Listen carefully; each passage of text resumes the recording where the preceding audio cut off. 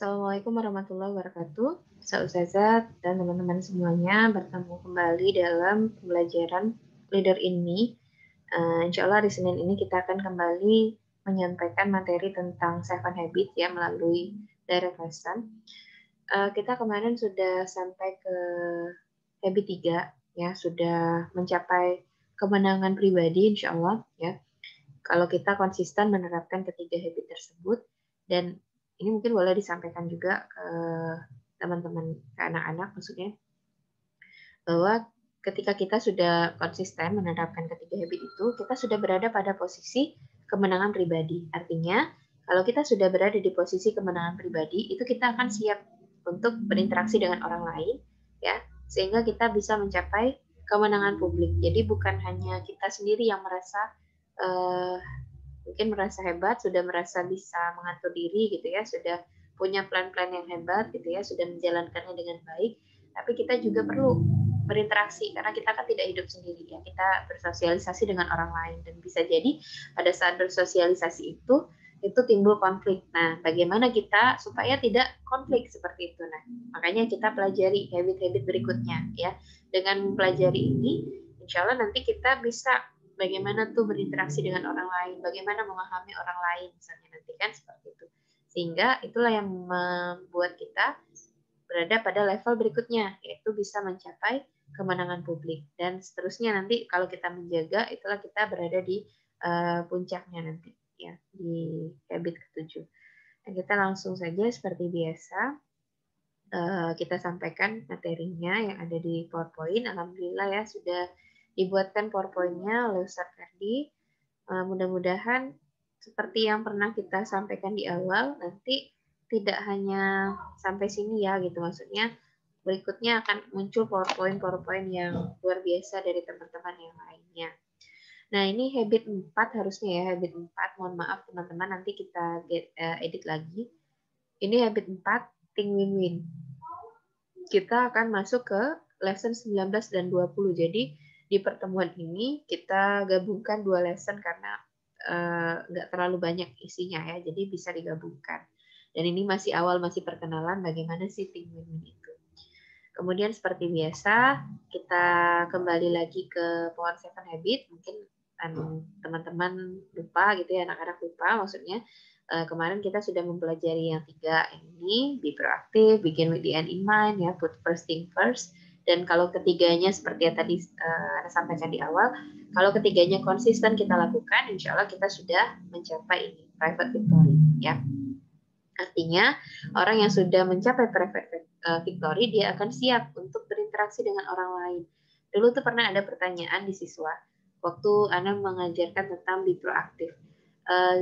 Karena kan di sana kita diminta untuk diajarkan untuk berhenti sejenak gitu sebelum kita merespon agar tidak muncul konflik-konflik kan seperti itu ya. Diharapkan tidak muncul konflik maksudnya ya. Kalau kita langsung merespon itu lebih sering reaktif sehingga muncul konflik. Nah, seperti itu. Ada juga anak yang bertanya kemarin, Zah gimana nih kita udah proaktif ya, mencoba proaktif. Kita nggak langsung merespon, kita pikirkan dulu kira-kira seperti ini. Nah, kita sudah berusaha mencari solusi yang paling baik gitu ya. Sudah berusaha mencari solusi yang paling baik, terus kita udah kemukakan. Ternyata masih menimbulkan konflik gitu sama teman kita. Itu seperti apa, Zah? Kenapa bisa seperti itu? Mereka menyampaikan seperti itu. Nah, waktu itu Ana coba jawab, ya tadi, karena kita mungkin masih berada di level private victory ini saja gitu. Kita belum mengenal bagaimana cara berinteraksi dengan orang lain itu secara baik. Walaupun menurut kita sudah mencoba proaktif, kita sudah mencoba untuk ya ini juga menguntungkan untuk dia, tetapi ternyata itu hanya anggapan kita mungkin gitu ya, tetapi belum ternyata itu bukan sesuatu yang menguntungkan untuk dia. Nah, makanya kita masuk ke habit yang berikutnya ini, habit 4, 5, dan 6. Habit 4, 5, dan 6 ini lebih kepada interaksi kepada orang lain gitu. Bagaimana kita memikirkan dulu ya, memikirkan di awal, makanya ini tim win-win, memikirkan kemenangan dua-duanya gitu ya. Bukan hanya kita yang menang, tetapi dua-duanya menang. Bukan win-win solution ya, bukan hanya solusinya yang menang, tetapi memang kita berpikir kita tuh mesti dua-duanya tuh mesti menang gitu. Nah, ya, jadi beda ya antara think win-win dengan win-win solution gitu. Kalau win-win solution itu ya cukup pokoknya di akhirnya aja lah solusinya dua-duanya menang gitu. Tidak memikirkan mungkin perasaan dari awal. Nah, makanya tadi mungkin itu juga yang bisa memicu konflik gitu ya, karena kita tidak memikirkan dari awal gitu perasaan orang lain atau seperti apa gitu ya. Walaupun di ujungnya solusinya misalnya sama-sama bisa diterima gitu ya, tetapi tadi karena kita tidak dipikirkan dari awal ya, tidak berpikirnya secara menang-menang, hanya fokus pada solusinya saja, maka ya mungkin bisa jadi walaupun sudah ada solusi yang sama-sama menang, tetap ada konflik di dalamnya seperti itu. Jadi di sini ada think win-win, nanti kemudian ada seek first to understand, then to be understood, atau sebelum kita ngomong kita dengerin dulu gitu ya, bagaimana cara mendengarkan orang lain. Nah itu mungkin ya lebih ke sana nanti. Kemudian bagaimana kita bersinergi sehingga nanti satu kesatuan ya, kalau kita konsisten juga menerapkannya, ya itulah kita bisa mencapai kemenangan publik atau public victory, dan nanti baru ditutup dengan habit 7 untuk semuanya gitu ya, untuk mulai dari menjaga semua habit itu, mulai dari habit 1 sampai habit ke-6. Nah, kita sekarang berada di sini nih. Kita sudah mulai nih mau masuk ke bagaimana kita berpikir menang-menang. Kita ada di think win-win habit 4. Kemudian seperti biasa juga kita menyampaikan end in mind kita. Apa sih yang kita pelajari hari ini ya? Di lesson 19, tadi kan Nana sampaikan di awal ada 2 lesson ya. Di lesson 19 itu tentang the winning hand ya. Atau nanti mungkin lebih ke apa ya? Gestur tangan untuk menunjukkan kemenangan tadi. Nah, jadi end in mind-nya ada 3. Yang pertama, nah ini kayaknya bahasannya cukup ini ya, seru ya, mungkin nanti kita menyampaikan ini, karena mungkin ini juga yang kita rasakan sekarang, banyak yang kita rasakan sekarang, tentang hubungan guru dan siswa gitu ya. Maksudnya kan kondisi sekarang yang pandemi itu cukup banyak pengaruhnya gitu dibandingkan ketika kita kemarin kondisinya masih biasa gitu ya. Akan banyak dampak-dampak lainnya yang mempengaruhi hubungan guru dengan siswa. Ini boleh kita bacakan saja nanti seperti biasa. Kemudian kita masuk ke lessonnya. Lesson 19, key konsepnya itu mutual benefit ya, tentang the winning hand tadi maksudnya. Kita lihat di sini. Nah, ini mungkin bisa kita tunjukkan ilustrasinya seperti yang tadi Ana sampaikan di awal. Ini kondisi kita sekarang dalam masa pandemi. Kita memang menyapa siswa kita gitu, tetapi beda rasanya menyapa siswa kita melalui layar seperti ini dengan kita bertemu langsung dengan mereka dulu gitu ya. Kita bisa langsung apa namanya, kalau ke anak-anak tuh langsung salam sama mereka gitu ya, mereka langsung ini sama kita gitu. Kalau ada apa-apa kadang kita tegur, bisa kita deketin gitu ya, bisa kita langsung sampaikan dengan apa ya, bahasa tubuh, bukan hanya apa namanya, menyampaikan secara tidak langsung gitu kan. Dan itu rasanya akan berbeda dengan yang kita rasakan sekarang. Nah, nanti kita boleh tanyakan ya, apa yang kamu rasakan jika kamu memiliki hubungan yang baik dengan guru. Nah, mungkin di pancing dengan seperti ini. Nah, sekarang kita ke guru nih, gimana nih perasaannya teman-teman sama guru? Apakah nggak enak misalnya, atau misalnya ada yang merasa benci sama gurunya misalnya, ada yang mungkin merasa sangat senang sama gurunya gitu ya. Nah, ini kita pancing juga dengan pertanyaan, apa yang kamu rasakan jika kamu memiliki hubungan yang baik dengan guru? Kalau kamu misalnya tadi ya mungkin ada yang merasa senang. Nah, kalau kayak misalnya kamu suka banget misalnya belajar sama ustadz ini atau ustazah ini ya misalnya. Apa yang kamu rasakan dengan kamu merasa seperti itu? Apakah kamu bahagia misalnya, atau kamu merasa seperti apa, atau merasa tersiksa misalnya? Seperti apa? Itu dipancing pertanyaannya supaya mereka bisa menjawab. Kemudian juga sebaliknya dengan guru yang mungkin tidak kurang menyenangkan hubungannya misalnya ya, mungkin dulu sempat apa gitu ya, terjadi apa, atau misalnya gurunya pernah marah-marah sampai menyakiti hati misalnya ya.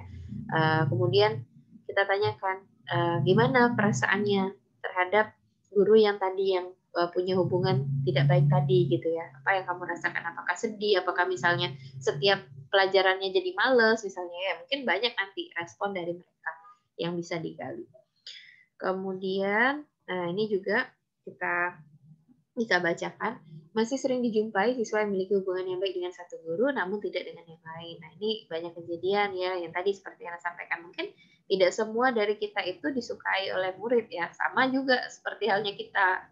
Mungkin tidak semua murid itu seperti yang kita inginkan. Nah, seperti itu ya. Jadi kalau terjadi seperti ini tuh kira-kira kenapa gitu? Kenapa ada anak yang dia misalnya sukanya sama ustazah itu aja, sama yang lainnya nggak suka misalnya. Atau misalnya dia suka sama semua guru, kecuali sama satu guru itu dia nggak suka misalnya. Nah, itu masih sering kita jumpai ya, seperti itu. Kira-kira kenapa bisa terjadi hal seperti itu gitu ya? Nanti mungkin banyak juga respon dari mereka. Kita coba gali. Kemudian bagaimana cara memperbaiki hubungan tersebut? Ini juga bisa kita mungkin dekatkan lagi mereka, kita kembalikan lagi bagaimana ada terhadap guru mungkin ya, boleh juga diselipkan di dalamnya kita masukkan. Di sini sudah ada video, nanti diputar saja. Kemudian ini juga ada video 2. Kalau nggak salah yang satunya tentang hubungan yang baik dengan guru, yang satunya yang tidak baik dengan guru. Ini juga nanti tinggal diputar. Kemudian di akhir boleh mungkin nanti setelah mereka menonton video, kita tadi ingatkan lagi adab terhadap guru gitu ya. Kemudian mungkin boleh juga kita pancing lagi mereka bagaimana mereka berpendapat tentang video tadi gitu ya. Bagaimana seharusnya bersikap gitu ya, bagaimana untuk menjaga atau mengeratkan kembali hubungan antara guru dan murid ini, mengeratkan hubungan baik maksudnya ya. Jadi yang tidak baik itu seperti apa, misalnya kan apa yang harus dilakukan, nanti mungkin muncul ininya. Karena kita di sini fokusnya untuk menyadarkan bahwa sebaiknya itu ya hubungannya antar guru dan murid itu ya hubungan baik seperti itu ya. Kan bukan yang satu pihak saja yang baik, misalnya gurunya merasa anaknya baik, tapi anak-anak merasa gurunya tidak baik atau sebaliknya gitu ya. Nah, di sini kita kaitkan ke habit 4-nya ya, seperti di apa tadi namanya? End in mind-nya tadi ya, bahwa think win-win ini ya adalah tentang keuntungan bersama kedua belah pihak. Jadi bagaimana kita berpikir menang-menang, itu maksudnya adalah bagaimana kita, kedua belah pihak itu sama-sama untung. Nah, seperti itu. Jadi, bukan cuma untung di saya, di kamu tidak, atau sebaliknya, untung di kamu, di saya tidak, atau juga ya udah kita sama-sama nggak usah beruntung aja, ya bukan seperti itu gitu. Tetapi kedua-duanya mendapatkan keuntungan dalam hubungan tersebut. Jadi, kayak hubungan guru murid yang baik tadi, dua-duanya merasa diuntungkan, gurunya beruntung, merasa beruntung gitu ya, muridnya juga merasa beruntung ya, bukan cuma gurunya, gurunya merasa beruntung banget punya murid-murid seperti ini, tapi ternyata muridnya ke kita, ya Allah kenapa saya dapat guru kayak gini gitu misalnya ya. Dan jangan sampai seperti itu, atau sebaliknya malah ya, guru muridnya senang punya guru seperti kita, tapi kita malah nggak suka misalnya sama murid kita misalnya. Nah, kemudian ini mungkin nanti bisa diskusi bersama seperti apa keuntungan bersama antara guru dan murid, kemudian apa hubungan keuntungan bersama dengan berpikir menang-menang. Bisa juga dipancing dari mereka gitu ya, diskusi seperti apa, mau breakout room juga silakan gitu, nanti diserahkan teknisnya kepada ustazah. Kemudian bagaimana sikap lain mempengaruhi hubungan murid dan guru gitu ya. Ini mungkin banyak nanti bahasan-bahasannya yang bisa muncul dari siswa atau mungkin juga dari kita gitu. Nah, intinya kita meluruskan kembali gitu ya, kalau misalnya apa yang mereka pikirkan mungkin itu tidak seperti yang kita pikirkan gitu, terkait dengan ini tadi, hubungan guru dan murid tadi. Kita luruskan kembali bagaimana bersikap terhadap guru, atau mungkin bagaimana misalnya ketika dia merasa ada sesuatu yang dia tidak suka atau seperti apa gitu kan dari gurunya, nah bagaimana mungkin dia menyampaikannya gitu, malah jangan sampai dia mungkin memendamnya. Makanya mungkin selama ini gurunya merasa mungkin saya sudah baik-baik aja gitu ya sama murid-murid saya, ternyata ada sesuatu mungkin yang tidak dia suka dari kita gitu kan. Mungkin bisa kita pancing bagaimana agar itu tadi balik lagi hubungan guru dan murid ini menjadi hubungan yang baik, ya, bukan hubungan yang sebelah pihak saja tadi, ya, tidak bertepuk sebelah tangan. Nah, jadi di sini kita sampaikan juga tadi karena di awal tadi tentang gestur, ya, bagaimana the winning hand tadi, ya. Jadi ada 4, ya. Yang pertama mungkin kita bisa sampaikan dulu bahwa kalau jempolnya ke atas itu win, ya. Kalau jempolnya ke bawah itu lose. Jadi kalau win, yang disebutkan pertama itu kita, yang disebutkan kedua itu orang lain. Kalau dalam hal ini misalnya kita sama murid, ya, atau murid sama guru gitu, ya. Hubungan murid sama guru. Nah, kalau win lose mungkin misalnya win-nya di saya sebagai muridnya menang, gurunya kalah gitu. Nah, atau saya berhasil tetapi orang lain tidak, atau orang lain atau guru atau siapapun di situ dia kalah, dia tidak berhasil. Itu yang pertama. Kemudian ada lose win, ya, atau saya yang di sini gagal posisinya, saya yang tidak berhasil tapi orang lain yang menang atau orang lain yang berhasil di sini posisinya. Kemudian lose, ya, dua-duanya seperti yang tadi saya sampaikan, saya gagal, orang lain juga gagal, atau saya kalah, guru juga kalah gitu, ya. Kemudian ya, yang terakhir win-win, ya, saya menang, orang lain juga harus menang, orang lain juga harus berhasil ketika saya berhasil, misalnya. Atau saya berhasil dan orang lain juga harus berhasil, atau berimbang gitu, ya, bareng-barengan berhasilnya. Nah, di sini kita mungkin boleh menyampaikan bahwa berpikir menang-menang itu adalah menempatkan kita itu di depan. Atau maksudnya ini kan ujungnya kurikulum ini atau penyampaian habit ini untuk leadership, ya, kepemimpinan. Kita bagaimana mencapai kompetensi kepemimpinan. Kita bisa menjadi seorang pemimpin, ya. Nah, menjadi seorang pemimpin itu bukan hanya tadi memimpin diri sendiri, bukan hanya mencari keuntungan untuk dirinya sendiri, tetapi dia harus memikirkan bagaimana juga dia bagaimana supaya orang lain itu juga mendapatkan keuntungan itu. Jadi dia seperti berada di depan, dia memimpin dengan bersikap baik dan sulit pada saat yang sama. Nah, maksudnya ini tadi, ketika kita berinteraksi dengan orang lain, gitu, ya, yang kita pikirkan sejak awal itu adalah bagaimana saya mencapai kemenangan dan orang ini juga mencapai kemenangan, gitu, ya. Jadi dua-duanya menang di saya, menang juga di dia, gitu. Dalam prosesnya pun juga seperti itu. Jadi bukan hanya solusinya, ya, seperti yang dikatakan. Jadi bukan maksudnya di sini win-win solutionnya, gitu, ya, tapi think win-win. Think win-win itu lebih ke bagaimana berpikirnya tadi, mulai dari awal, berarti mulai dari proses awal sampai nanti mungkin ada solusi atau ada apapun di akhirnya, gitu, ya. Itu kita sudah membangun pemikiran yang kedua-duanya tuh menang, gitu. Kedua-duanya harus menang. Jadi bisa jadi kita bersikap baik dan bersikap sulit pada saat yang sama, gitu. Pada saat posisinya ini sebenarnya saya menang, yang lainnya kalah, misal, ya. Nah, tetapi dengan kita berpikir menang-menang, kita juga harus berpikir jangan sampai ini terjadi, gitu. Jangan sampai hanya saya yang menang, orang lain yang kalah, gitu, ya.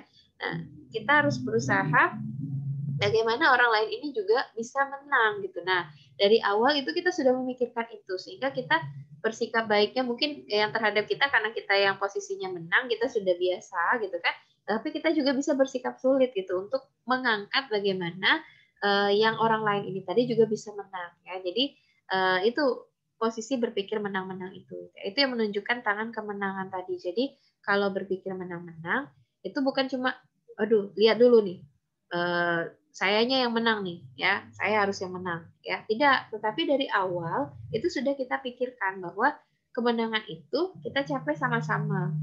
Saya menang, teman saya itu juga menang, bareng-bareng, bukan cuma saya lihat dulu punya saya. Kalau saya menang, baru nih saya angkat teman saya biar menang juga. Tidak, gitu, ya. Tetapi dari awal memang sudah kita sudah setting seperti itu, gitu. Jadi termasuk misalnya posisinya saya ini sebenarnya kalah, teman saya yang menang, gitu, ya. Maka kita bersikap sulit, gitu. Bersikap sulitnya di kita. Bagaimana kita pikirkan saya juga harus menang, gitu, ya. Jangan sampai nanti demi kebahagiaan orang lain saya menderita, seperti itu. Jadi dari awal kita sudah berpikir seperti itu. Nah, coba kita bayangkan kalau semuanya seperti itu gitu. Maksudnya bukan hanya kita ya. Kita berpikirnya menang-menang. Kita mau menang, teman kita juga menang. Teman kita juga ternyata berpikir seperti itu. Saya menang, teman saya harus menang. Kan luar biasa ya hasilnya. Makanya tadi di habit yang awal itu memerlukan habit yang berikutnya ini juga gitu di win-win agar ya tercapai gitu. Kalau cuma kita memikirkan itu, sedangkan orang-orang lain misalnya tidak memikirkan seperti itu, ya maka itulah yang akan menjadi kesulitan-kesulitannya, akan menjadi tantangan-tantangannya. Nah, kemudian di sini anak-anak diminta untuk melingkari attitude yang mendeskripsikan apa sih ini hubungan kita dengan salah satu guru kita. Mungkin boleh nanti kita bilang gimana hubungannya dengan wali kelas misalnya, atau misalnya dengan guru pendamping, atau wali kelas dan pendamping, atau misalnya dengan salah satu guru gitu ya. Silakan dilingkari. Menurut kalian, yang mana hubungan kalian sekarang? Gak apa-apa, nggak usah malu misalnya ya, kalau saya merasa yang lusuin, saya kalah, ustazahnya terus yang menang misalnya ya, dia akan lingkari. Kemudian atau ya, mungkin ada yang merasa saya udah merasa menang, ustazahnya aja yang kalah terus sama saya misalnya ya. Atau misalnya sama-sama kalah, kami tidak senang, ustazah tidak senang misalnya ya, sama-sama lus-lus ya, atau sama-sama win-win ternyata. Nah, ini yang bukan yang diinginkan ya, tetapi yang mendeskripsikan kondisinya sekarang gitu. Apa yang dia rasakan sekarang terhadap gurunya. Nah, ini dia lingkari. Kemudian ini juga masih. Kemudian ditanyakan di bawahnya, is the circle attitude working for you? Mungkin maksudnya apakah ini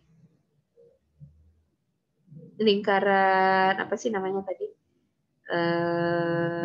Lose win lose-nya tadi. Attitude-nya ya. Atau tingkah lakunya ini itu berlaku untuk kita atau tidak gitu ya. Kalau iya kenapa? Kalau tidak kenapa? Apakah seperti inilah yang sudah kita lalui selama ini gitu ya? Apakah kita mendapatkan sesuatu yang baik ketika kita misalnya berada di sini gitu ya? Mungkin boleh didiskusikan lagi nanti dengan anak-anak. Itu untuk lesson 19. Nah, untuk lesson 20 masih berkaitan dengan yang lesson pertama tadi ya. And in mind-nya kita langsung sambung saja. And in mind-nya juga ada dua ya. And in mind-nya dua. Ini terkait dengan meminta maaf. Mengapa meminta maaf itu sangat sulit dan bagaimana sebuah permintaan maaf merupakan contoh berpikir menang-menang. Nah, kita kembali lagi ke yang tadi sebelumnya. Kita pelajari hubungan antara guru murid tadi ya. Nah, mungkin akan banyak muncul respon ya. Seperti yang kita juga sadari gitu, kita rasakan juga bahwa bisa jadi hubungan kita ini hubungan yang tidak baik gitu dengan mereka. Gitu. Mungkin mereka merasa kita terlalu banyak atur misalnya. Ya, mereka mungkin merasanya seperti itu. Sedangkan kita juga mungkin merasa ini anak udah dikasih tahu yang baik, nggak juga diturutin gitu ya. Nah, mungkin seperti itu sehingga mungkin dalam perasaan kita itu tadi win lose mungkin ya. Kita merasanya atau lose win, kita merasa kalah, mereka menang. Sebaliknya mungkin mereka juga merasa seperti itu. Mereka merasa dia yang kalah, ustazahnya yang menang misalnya seperti itu. Nah, kita kan mau memperbaiki ya, kita mau mengembalikan hubungan baik tadi. Nah, bagaimana? Mungkin kita bisa pancing bagaimana caranya. Salah satunya mungkin bisa dengan ini tadi. Kita minta maaf gitu ya. Nah, tapi kita lihat dulu kenapa minta maaf itu sulit dan bagaimana permintaan maaf itu merupakan contoh berpikir menang-menang. Ini sebenarnya salah satu saja dari contoh berpikir menang-menang. Karena tadi kaitannya dengan hubungan dengan guru, kita kaitkan dengan meminta maaf. Ya. Konsepnya di sini adalah win-win attitude. Nah, jadi kita bisa sampaikan juga yang ini, setiap orang membuat kesalahan dan tidak ada mengharapkan kita untuk menjadi sempurna. Ketika kita bereaksi berlebihan, berteriak, atau membuat kesalahan, hal terbaik adalah mengaku dan meminta maaf. Ketika kita mempraktekkan habit 4, berpikir menang-menang, kita tahu bahwa meminta maaf membuat orang merasa lebih baik. Apa yang menakjubkan adalah bahwa itu membuat kita merasa lebih baik juga. Jadi ya, kita sadarkan lagi bahwa kadang-kadang kita merasa gitu kan, kalau kita yang minta maaf, artinya kita yang kalah, bukan kalah ya, kita yang salah ya tadi. Karena kita yang salah ya kita yang kalah, orang lain menang gitu. Padahal tidak seperti itu ya. Ternyata meminta maaf itu ya adalah salah satu dari bahwa kita ternyata sudah berpikir tentang menang-menang justru ya. Kita kan tahu tadi di awal kalimatnya ini disebutkan setiap orang membuat kesalahan. Siapapun pernah salah gitu. Tidak terbatas murid saja ya, guru mungkin pernah juga melakukan kesalahan. Kita sebagai guru juga pernah melakukan kesalahan. Dan kita mungkin sama-sama menyadari gitu di sini. Apakah harus selalu misalnya anak yang meminta maaf kepada kita? Apakah kita sebagai guru misalnya gengsi juga untuk minta maaf misalnya ya? Atau justru sebaliknya anak-anak juga udah banyak salahnya nggak pernah minta maaf mungkin karena gengsi ya? Mungkin seperti itu. Nah kita kembali lagi kita sama-sama gitulah di sini ya sama siswa, bukan hanya kita yang mau mereka minta maaf misalnya, tapi kita sama-sama di sini kita sama-sama berusaha menyadari gitu bahwa kita sebagai manusia itu tidak sempurna ya, sering melakukan kesalahan ya. Nah ketika kita melakukan kesalahan itu ya, mungkin kita bereaksi berlebihan kayak tadi misalnya ada anak yang seperti apa kita langsung bereaksi berlebihan, atau sebaliknya ya anak murid kita juga bereaksi sama kita berlebihan misalnya. Nah hal terbaik yang bisa kita lakukan itu adalah mengaku dan meminta maaf gitu. Mungkin udah marah-marah di akhir kita ngomong gitu, mohon maaf tadi saya seperti ini, walaupun ya memang itu bagian dari ini juga ya apa namanya reaktif ya, berarti gitu kan ketika kita masih berbuat kesalahan itu, ketika kita misalnya masih bereaksi berlebihan itu artinya kita sebenarnya belum apa namanya tuntas habit satunya gitu, kita masih reaktif kan gitu. Tetapi tadi kita sebagai manusia tidak memungkiri bahwa ada mungkin saat-saat tertentu kita tuh udah coba benar pokoknya setiap hari tuh proaktif misalnya, tetapi ada mungkin masa-masanya kita juga menjadi reaktif, kita juga melakukan kesalahan. Nah, ketika itu terjadi, apakah sudah diem aja gitu kan? Ya udahlah, besok-besok juga balik lagi baik misalnya kan? Ternyata tidak gitu. Tapi kita mempraktekkan ini gitu. Kita mengaku, kita ngomong, kita minta maaf ya. Sebaliknya teman-teman kita dorong juga siswa untuk seperti itu gitu. Ketika mereka misalnya melakukan kesalahan, kan mungkin kayak sering ya misalnya ngajar nih, emosi kita misalnya udah pakai Zoom, videonya nggak aktif, ditanya diem aja misalnya, kan mungkin kita akan reaktif ya sebagai guru mungkin ya. Kita udah sabar-sabar nih, udah tenang, kita udah tanya lagi, ya udah mungkin tadi nggak dengar karena jaringan, tanya sekali lagi misalnya ya, udah sabar-sabar nih kan, ternyata anak kita masih. Nah itu ketika akhirnya kan kita mungkin reaktif ya. Nah kadang-kadang mungkin kita ya udah selesai misalnya seperti itu. Mungkin saya juga pernah mengalami seperti itu.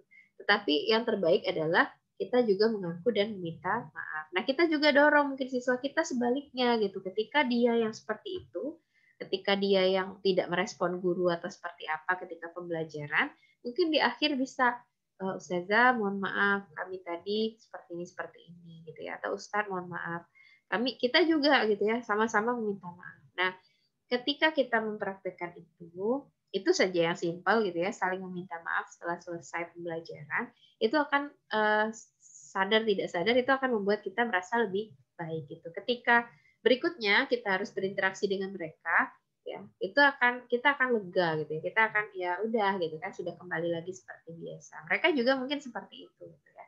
Ketika itu terjadi sesuatu yang tidak kita harapkan tadi ya, seperti tadi contohnya, itu akan mungkin ada sesalan gitu ya dan seterusnya seperti yang kita rasakan ketika kita tidak proaktif gitu kan. Nah, tapi tadi salah satunya juga ini yang bisa kita lakukan. Kalau kita sudah terlanjur reaktif ya, maka yang kita lakukan adalah mengaku dan meminta maaf. Ya bukan cuma ke guru tapi juga ke siswa gitu ya. Maksudnya bukan hanya siswa yang minta maaf gitu, tetapi kita juga.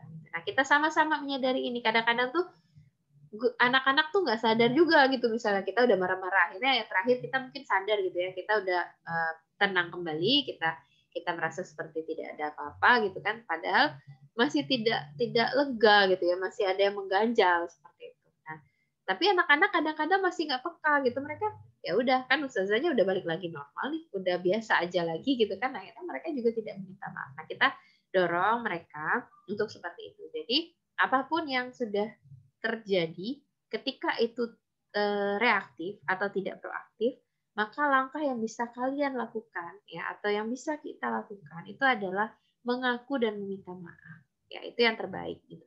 Sehingga ke depannya ya insya Allah tidak apa ya, tidak ada ini ya dendam gitu. Walaupun guru juga ya insya Allah nggak ada yang dendam lah ketika dia bereaksi yang gimana-gimana ketika ngajar, insya Allah nggak ada yang dendam gitu kan guru. Itu hanya responnya ketika itu gitu, karena kesel gitu ya, udahlah mereka nih nggak tahu kita apa paham apa enggak gitu kan, apa kita udah susah jelasin capek-capek, mereka nggak respon, itu kan mungkin hanya reaksi kitanya gitu. Tetapi sudahnya kita mungkin merasa nggak ada dendam gitu kan, tetapi akan lebih baik ketika di akhir itu kita sama-sama kita mengaku, kita minta maaf, dan sebaliknya gitu, siswa itu menyadari itu, dia juga mengaku dan meminta maaf gitu ya. Atau bisa kita pancing dulu kan, Ustazah mohon maaf kalau banyak kesalahan ketika mengajar tadi, mohon maaf ketika tadi misalnya marah gitu ya. Nah, itu mungkin akan memancing mereka juga gitu kan, ustazahnya aja minta maaf gitu kan. Akhirnya mungkin ada juga yang kami juga minta maaf, Za. Mungkin mereka juga menyampaikan seperti itu. Sehingga kedepannya itu akan lebih baik. Ini video seperti biasa nanti kita putar. Kemudian, nah ini ya, boleh kita ulangi kembali tentang meminta maaf tadi. Jadi meminta maaf itu penting, ya, bukan yang penting minta maaf. Yang ini yang sering berkembang di kita gitu ya. Bahwa meminta maaf itu penting. Kita jadikan itu sesuatu yang penting. Terutama tadi ketika terjadi hal-hal yang di luar keinginan kita, ya, bukan yang penting minta maaf gitu. Artinya kalau yang penting minta maaf, kita nggak memikirkan juga kita harus bersikap. Kita kan balik lagi, kita sudah mempelajari habit 1 nih, sudah belajar tentang proaktif gitu kan. Nah, kita kan mencegah dulu sebaiknya gitu kan, kita berusaha proaktif. Nah, tapi tadi karena kita tadi sebagai manusia tidak luput dari kesalahan, mungkin ada satu masa kita tadi melakukan kesalahan itu gitu. Nah, ketika kita melakukan kesalahan itu, maka kita harus mengedepankan tadi bahwa meminta maaf itu penting di situ. Ya, bukannya ya udahlah, pokoknya responnya terserah mau gimana. Nanti terakhir aja tinggal minta maaf kan selesai. Ya, tidak seperti itu gitu. Tetapi yang kita pikirkan adalah kita jaga dulu, kita siapkan dulu, jangan sampai itu kita lakukan. Tetapi tadi ketika memang sudah benar-benar misalnya lepas kendali, ya lepas kontrol, maka meminta maaf itu menjadi penting. Kemudian ini hadis bisa kita sampaikan juga tentang minta maaf ya sebelum kita rugi karena ini tadi, karena tidak meminta maaf sebagai pengingat. Nah, kemudian terakhirnya kesimpulan. Untuk kesimpulan boleh kita bacakan saja. Memiliki hubungan baik dengan orang lain, misalnya antara kita dengan guru, kita balikan lagi ke yang awal ya tentang hubungan murid dengan guru, itu akan membuat kedua belah pihak menjadi lebih baik. Ya karena dia merasa menang. Saya senang deh punya anak-anak kayak gini. Misalnya kan anak-anak juga merasa senang gurunya seperti ini. Jadi merasa keduanya menang-menang. Kalau keduanya merasa menang-menang, tidak ada beban ya dalam diri masing-masing. Kemudian berikutnya itu tadi ketika hubungannya sudah tidak baik ya, misalnya sekarang merasa sekarang tuh saya aja yang menang, dia kalah, atau sebaliknya saya merasa saya tuh kalah terus, yang menang dia terus misalnya ya, maka yang bisa kita lakukan sekarang itu adalah kita mulai dari sekarang itu dengan meminta maaf gitu ya. Meminta maaf itu memang tidak mudah ya, butuh keberanian, bahkan mungkin harus menurunkan gengsi kita ya, ego kita. Bahkan kayak kita misalnya sebagai guru, ya gengsi lah saya minta maaf, mereka lah yang salah, mereka minta maaf kayak gitu. Sekali lagi minta maaf di sini bukan tentang siapa yang benar siapa yang salah gitu, tetapi lebih kepada bagaimana kita sama-sama memperbaiki hubungan tadi ya, agar kita memang tim win-win gitu kan. Ketika kita sudah berpikir menang-menang, ya maka salah satunya adalah bagaimana kita memperbaiki hubungan dengan orang lain itu ya, karena kita kan nggak mau menang sendiri gitu ya, kita maunya menang sama-sama ya. Jadi dengan meminta maaf gitu ya, itu hasilnya sangat besar untuk kita maupun untuk orang lain. Ketika kita meminta maaf, maka kedua belah pihak itu akan menang-menang. Gitu ya. Itu mungkin yang akan kita sampaikan pada habit kita kali ini ya, pertemuan Seven Habit kita, maksudnya di lesson ke-19 dan 20 di pertemuan perdana ya, untuk habit 4. Mungkin itu saja teman-teman yang bisa disampaikan. Terima kasih. Nah, akhiri. Assalamualaikum warahmatullahi wabarakatuh.